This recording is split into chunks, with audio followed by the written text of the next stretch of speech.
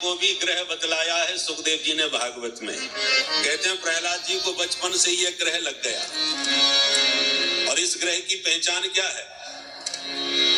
कभी जिसको यह ग्रह लग जाता है, कभी वो अकेला बैठा बैठा रोने लगता है और रोते रोते कभी बड़ी जोर से खिलखिला के हंसने लगता है, कभी उन्मत्त होकर के नाचने लगता है, तो कभी उच्च स्वर से गाने लग जाता है, तो कभी प्रेमोन्माद में भागने लग जाता है। ये जो लक्षण हैं, ये कृष्ण ग्रह ग्रहित आत्मा के हैं। तो किसी भाग्यशाली को ही ये ग्रह लगता है, सबको लगता नहीं।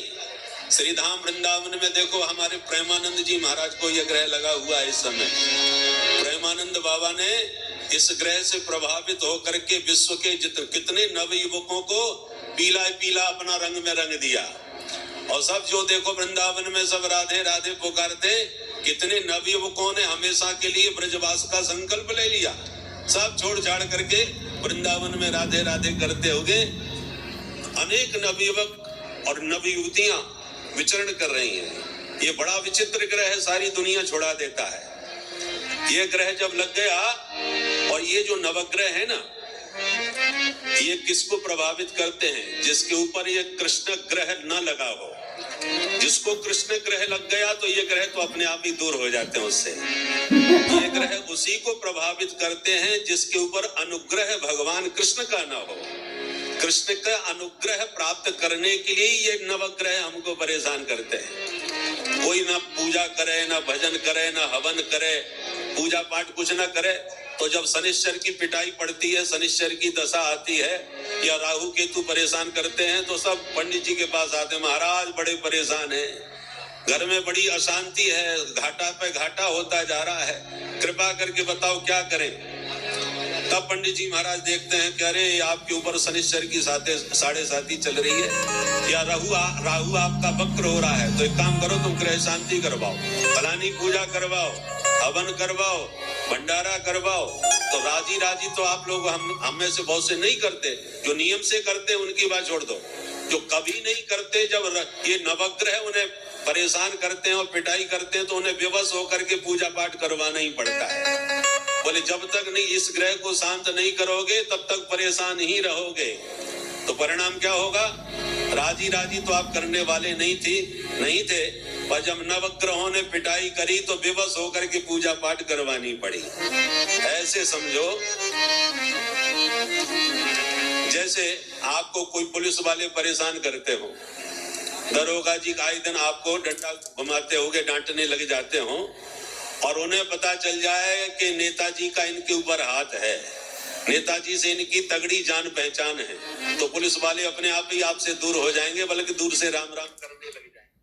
बोलो राधे राधे। बुरा न मानो, होली है, होली का मौसम आ गया है। इसलिए तो जब ऊपर परिचय अच्छा हो जाता है तो फिर पुलिस वाले या छोटे मोटे अधिकारी आपको ज्यादा परेशान नहीं करते, अपने आप ही आपसे दूर हो जाएंगे। उसी प्रकार जिस पर भगवान कृष्ण का अनुग्रह हो गया, जिन पर देवादिदेव महादेव का अनुग्रह धूमेश्वर बाबा का हो गया, जिनके ऊपर देवी माँ का अनुग्रह प्राप्त हो गया, उनको ये नवग्रह बिल्कुल परेशान नहीं करते, उनसे अपने आप ही दूरी बना लेते हैं, क्यों वो पहले ही भगत हो गए, उनके ऊपर वाले का हाथ हो गया, तो ये उनको ज्यादा परेशान नहीं करते। पर जो बिल्कुल नहीं मानते, उनको परेशान कर करके कहते हैं जाओ उनकी शरण में, नहीं तो पिटाई हमारे द्वारा खाओ। तो पीट पीट के भगवान के पास भेजते हैं। इसलिए नवग्रहों, ये नवग्रह क्या है? भगवान के अधिकारी देवता हैं। हमारे सनातन धर्म में मुख्य रूप से 5 देवता हैं, ब्रह्मा विष्णु महेश और शक्ति और गणेश। ये पंचदेव रक्षा करें। प्रमुख हमारे 5 देव हैं। इनमें छोटा बड़ा किसी को मत समझिए कि भोले बाबा बड़े हैं कि देवी मैया, ये सब अंधों के झगड़े हैं। हाथ एक ही है, उंगलियां 5 हैं, तो एक ही हाथ की तो 5 उंगलियां हैं। उसी प्रकार जब हम तत्व कहते हैं तो तत्व एक ही है, जिसको हम ब्रह्म कहते हैं, परंतु उसी एक तत्व के 5 नाम हैं, 5 भेद हैं, ब्रह्मा विष्णु महेश शक्ति और गणेश। आपको जो पसंद आवे, जिसमें आपका मन लगे, उसी की आराधना करो। कोई भेदभाव नहीं, कोई ऊपर नीचा छोटा बड़ा नहीं होता। ये जो छोटे बड़े के झगड़े होते हैं ना, ये अंधों के झगड़े होते हैं। एक दृष्टांत से समझ लो, एक गांव में सब अंधे ही अंधे रहते थे। उस अंधों के गांव में से एक हाथी निकल पड़ा। हाथी के ऊपर घंटे लटके थे, सो टन टन आवाज हुई, अंधे सब दौड़े, ये कौन आ गया भैया, कौन आ गया। किसी ने कहा, महावत ने आवाज लगाई, मैं अपना हाथी लेके आ रहा हूं, रास्ता खाली कर दो। अंधों ने कहा, हाथी? भाई नाम तो बहुत सुना है, तेरा देखने का बहुत दिनों से मन था कि हाथी कैसा होता है, हम भी देखें। भैया अपना हाथी हमको दिखाओगे? महावत बोला, तुम तो सब अंधे ही अंधे हो, देखोगे कैसे? बोले आंख से नहीं देख सकते, पर टटोल के तो देख सकते हैं, हाथ से छू के तो देख सकते हैं। बोले अच्छा तो छू लो। महावत ने हाथी शांत खड़ा कर दिया तो अंधों ने टटोलना चालू कर दिया। तो सबने देख लिया टटोल करके। बोले देख लिया? बोले बहुत बहुत धन्यवाद भाई साहब, आपने हाथी दिखा दिया, अब आराम से ले जाओ। हाथी तो लेके चला गया महावत। अब अंधों ने मीटिंग करी, क्यों भैया तूने हाथी देखा? बोले हाँ देखा। तो बता कैसा होता है? तो एक अंधा बोला, मैंने देखा था, हाथी गोल गोल खंबे जैसा होता है। अब जिसने उसका पैर टटोला था उसने परिभाषा दे दी, हाथी गोल खंबे जैसा होता है। दूसरा बोला, तू महामूर्ख है, कुछ नहीं देखा। तो तूने देखा? बोले हाँ देखा। तो बता कैसा होता है? बोले हाथी नीचे पतला और ऊपर मोटा होता चला जाता है, क्योंकि उसने सूंड पकड़ी थी। तो उसने सूंड जैसी टटोल के देखी, वैसी उसने परिभाषा कर दी कि नीचे पतला ऊपर मोटा होता है, गोल गोल पूरा खंबे जैसा नहीं होता। तीसरा बोला, तुम दोनों महामूर्खों, कुछ नहीं देखा, हाथी तो मैंने देखा था।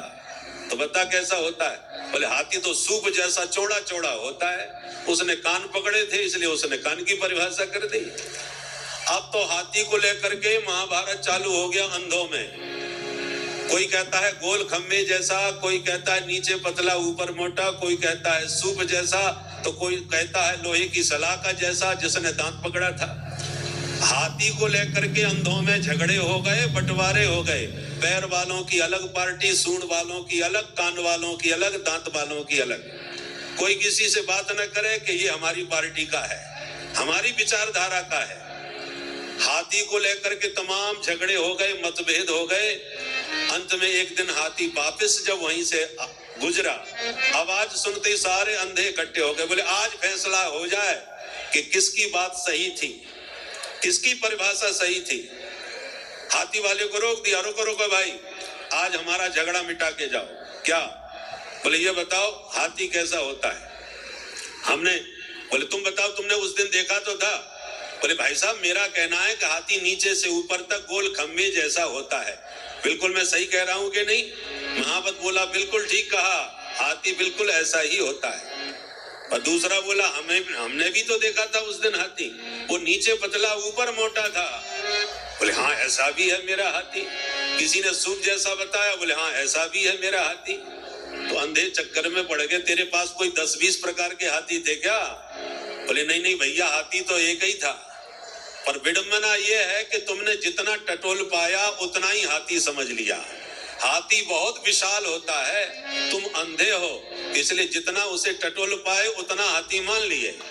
भगवान ने यदि तुम्हें आंख दी होती और पूरा हाथी आपने एक बार देख लिया होता तो ये झगड़े तुम्हारे बीच में कभी ना होते, क्योंकि तुम समझ जाते कि ये उस अंग की व्याख्या कर रहा है, हम इस अंग की कर रहे हैं।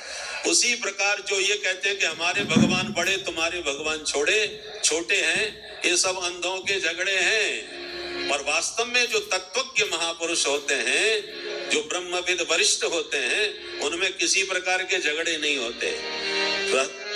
धरती में चलते समय पत्थरों से बचना पड़ता है, गड्ढों से बचना पड़ता है, रास्ता देख करके चलना पड़ता है। परंतु जब हवाई जहाज में उड़ जाओ तो न गड्ढों का पता चलता है, न पहाड़ों का पता चलता है। सारी धरती बिल्कुल बराबर एक जैसी नजर आती है, ऊंचा नीचा कहीं नजर नहीं आता।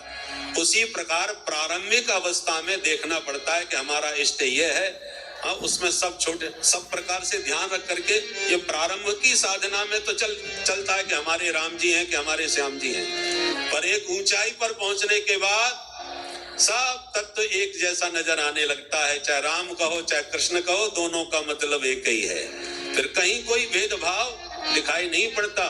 कब? जब एक ऊंचाई पर पहुंच जाओगे तब। इसलिए हमें इन सब छोटे छोटे मानसिकताओं से ऊपर उठ करके अपनी मानसिकता का विकास करना चाहिए। एक इष्ट को समझ लिया, एक इष्ट को अच्छी तरह पकड़ लिया, तो वही आपको सर्वत्र दिखाई पड़ने लगेगा और व्यापकता का दर्शन हो जाएगा। तुलसीदास जी जैसा राम भक्त कौन हो सकता है?